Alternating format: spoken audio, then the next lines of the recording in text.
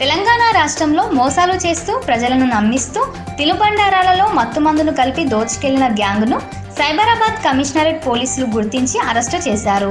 Cyberabad CP Sajjanar తెలిపిన వివరాల ప్రకారం నేరస్తులు అతి చాకచక్యంతో తెలంగాణ రాష్ట్రంలో పలు దొంగతనాలకు పాల్పడుతూ నోటరియస్ డాకోయిట్ గ్యాంగు చేస్తున్న నేరాలను పసిగట్టి అరెస్టు చేశామని తెలిపారు.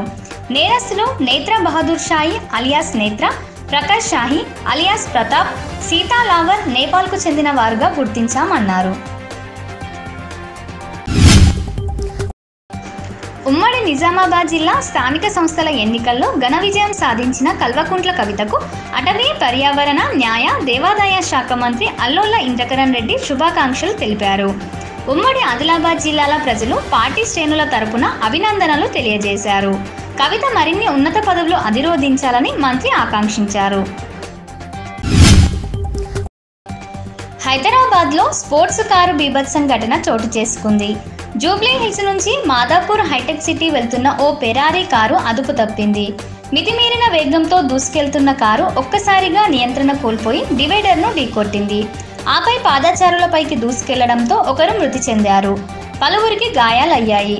కారు కూడా పాక్షికంగా దెబ్బతింది. రోడ్డు మధ్యలో కారు నిలిచిపోవడంతో ట్రాఫిక్కు అంతరాయం ఏర్పడింది.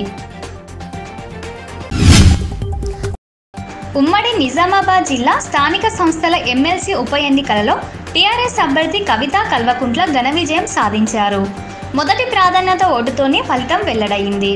14వ ఎమ్మెల్సీగా కవిత ప్రమాణ స్వీకారం చేయబోతున్నారు. ఇక కాంగ్రెస్, బీజేపీ డిపాజిట్లు కోల్పోయాయి. అధికార పార్టీ ఆది నుంచి స్థానిక సంస్థల ఎమ్మెల్సీ ఎన్నికల్లో గెలిపే లక్ష్యంలో దూకుడు ప్రదర్శించింది. నందిగామ మండల కేంద్రానికి సమీపంలోని నందిగామకు చెందిన సార జంగయ్య, సార రాములు, సార సత్తయ్య, సార సత్తయ్య వారి కుటుంబ సభ్యుల పేరుపైన ఉన్న సర్వే నంబర్ 1615, 1616, 1617, 1618, 1619, 1620, 1621లో గల 9 ఎకరాల 10 గుంటల పొలంలో పత్తి పంటను సాగు చేశారు. ఈ క్రమంలో వేణుగోపాల్ రెడ్డి నగర్ వెంచర్ నిర్వాహకులు పత్తి పంటను ధ్వంసం చేశారు. చేతికొచ్చిన పత్తి పంట వెంచర్ నిర్వాహకులు ధ్వంసం చేయడంతో రైతులు ఆవేదన వ్యక్తం చేస్తూ పోలీస్ స్టేషన్లో ఫిర్యాదు చేసి తమకు న్యాయం చేయాలని డిమాండ్ చేశారు. దుబ్బాక ఉప ఎన్నికల ప్రచారంలో భాగంగా సోమవారం కాంగ్రెస్ నాయకులు ప్రతి ఇంటింటికి ప్రచారం నిర్వహించారు.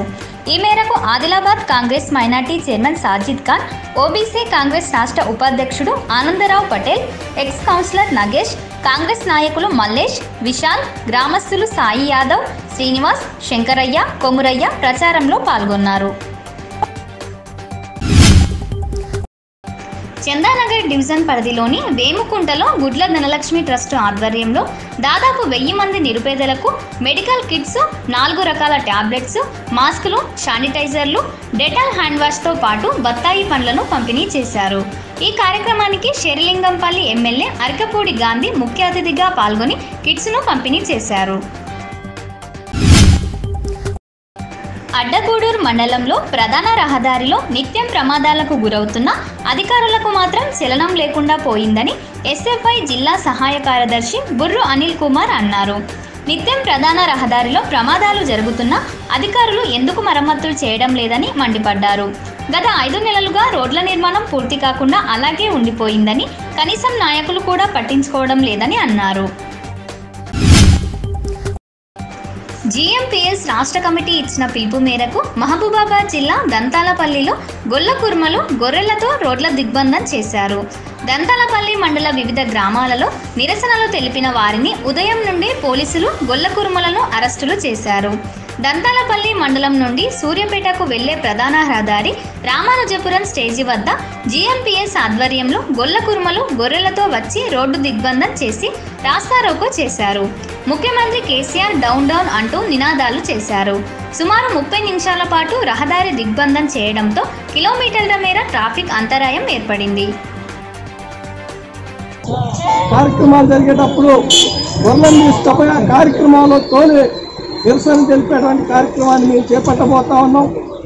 గొర్రెలకు వర్షాలు వచ్చి ఈరోజు చనిపోతున్నటువంటి పరిస్థితి ఉన్నది. వాటికి షెడ్ ఇస్తామన్నారు ఎన్ఆర్ఈజీఎస్ నిధుల నుంచే, ఇంతవరకు షెడ్లు కూడా ఇవ్వలేదు. సంబంధించినటువంటి మండల స్థాయిలో పరిష్కారం చేయాల్సినవి కూడా తక్షణమే పరిష్కారం చేయాలి అని చెప్పేసి, లేని ఎడల రాబోయే రోజుల్లో అవసరమైతే మొత్తం గొల్ల కుర్మలందరితో పాటు గొర్రెలను తోలుకొని ప్రగతి భవనాన్ని ముట్టడి చేయడం కోసం సిద్ధంగా ఉన్నామని చెప్పేసి ఈ సందర్భంగా తెలియజేస్తా ఉన్నాం.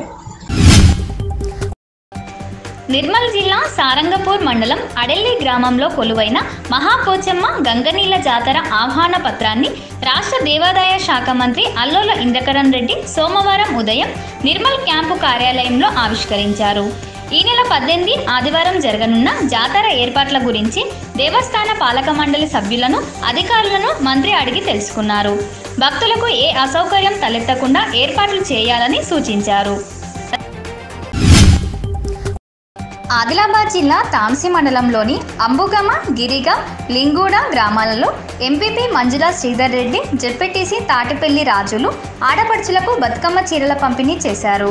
ఈ కార్యక్రమంలో ఎంపీపీ మంజుల శ్రీధర్ రెడ్డి, జెడ్పీటీసీ తాటిపల్లి రాజు, ఎంపీడీఓ భూమయ్య, సర్పంచ్లు యశ్వంత్, గజానన్, శంభు తదితరులు పాల్గొన్నారు.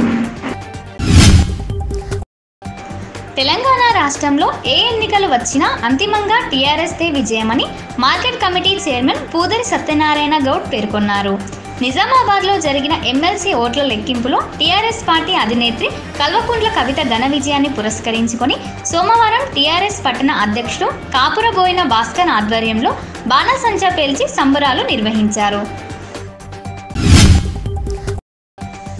ఆదిలాబాద్ జిల్లా తాంసి మండల కేంద్రంలో ఆదివారం ప్రధానమంత్రి నరేంద్ర మోదీకి పోస్టు కార్డు ద్వారా ధన్యవాదాలు తెలిపారు.